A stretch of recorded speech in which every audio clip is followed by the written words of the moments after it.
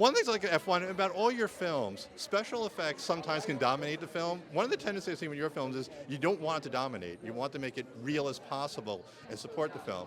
When you approach F1, what did you want to make sure to keep the realism and not let the special effects overshadow it? Well, it's got to be seamless. It's got to really enhance the story, make the story better, and it can't be something that you notice. And that's what the brilliance of what the visual effects artists do.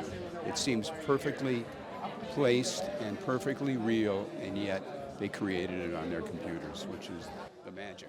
How much did having NASCAR support, F1 support, help you kind of make it more realistic, this film, as compared to other films to having that kind of backing? We couldn't do it without them. We went to 9 races, we were embedded, and we were the 11th team, and they made it so easy for us. One of my favorite shots is just, you feel like you're in the car the whole time with Brad Pitt and the other guy. Was that something really important for you? We want to make sure the audience can actually feel it and not be taken out of the story. Absolutely, that was the key. Make you feel like you're driving that car with Brad. For you, what was the most important about trying to create the look of the car, being in the car, because the car is the set? To keep us, like the audience, grounded, feeling like it is, but also make it something that the actor can, play in. Well, so interesting enough, it absolutely is a set, but this car was like no other car that has been really in any racing movie before. And the reason for that is because stunt drivers weren't driving it, actors were driving it. So I had an involvement with regards to the livery and the colouring and what the car, the aesthetic of the car. But in a racing car, it's more than that. The aesthetic comes from the aerodynamics. So Graham Kelly, the action vehicles supervisor, along with Mercedes, they're the people truly responsible for the car, because the car had to perform like a real racing car, and it had to keep the actors safe. They were traveling 180 miles an hour, 150 miles an hour most days. So, there's that classic kind of postmodern notion of form follows function, and that really was the case in this, So I'd love to take the credit for the car, but I cannot. I can take the credit for the garage where the car sat. Well, we'll get to that, because I like the garage because it was actually a family. You had to create more than just we would think a garage. These are people that are close.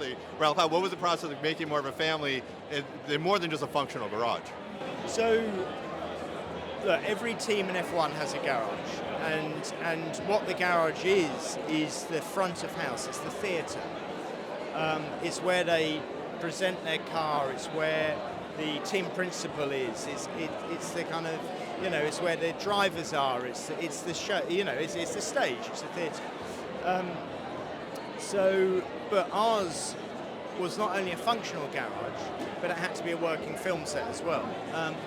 And we had to take into consideration, so the family consisted of the car, the actors, the team, any extras which were in the garage, and the colouring of the garage was so important, because we didn't want it to be something that stood out, that took your eye away from what the money is, the actors and the car.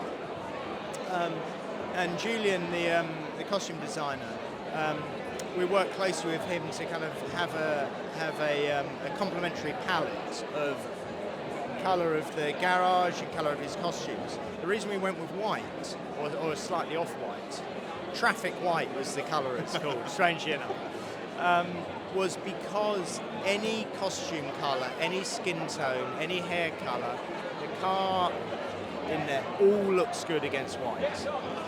The reason I'm wearing a white jacket tonight is because our garage is white, and the aesthetic was, we wanted it to be stylish. We didn't want it to be something that stood out, but we wanted it to be super cool. The lighting above was all integral. We worked with Claudio, the DOP, on that to make sure that all kind of came together. And the seal of approval was when Lewis Hamilton he came into the garage and he was like, "Hey guys, this is the best garage I've ever seen. This is amazing. I wish my garage was like that."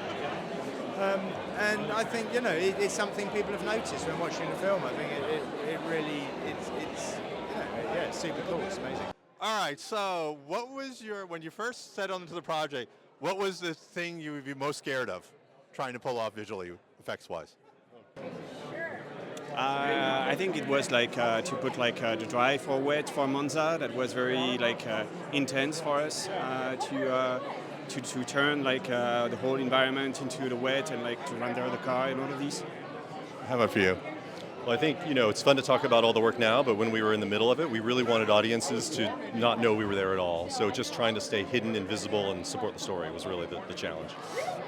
And how about, all right, so the big money scene, I would argue, is the actual crash. What were the challenges in creating that look? Ooh, well, the biggest crash we had was in Vegas, and we had to LiDAR, see like whole streets in Vegas for it. So actually getting in and physically LiDARing and then recreating a real crash for the film was the hardest bit of that crash. And one thing I loved is you really did feel like you were in the car.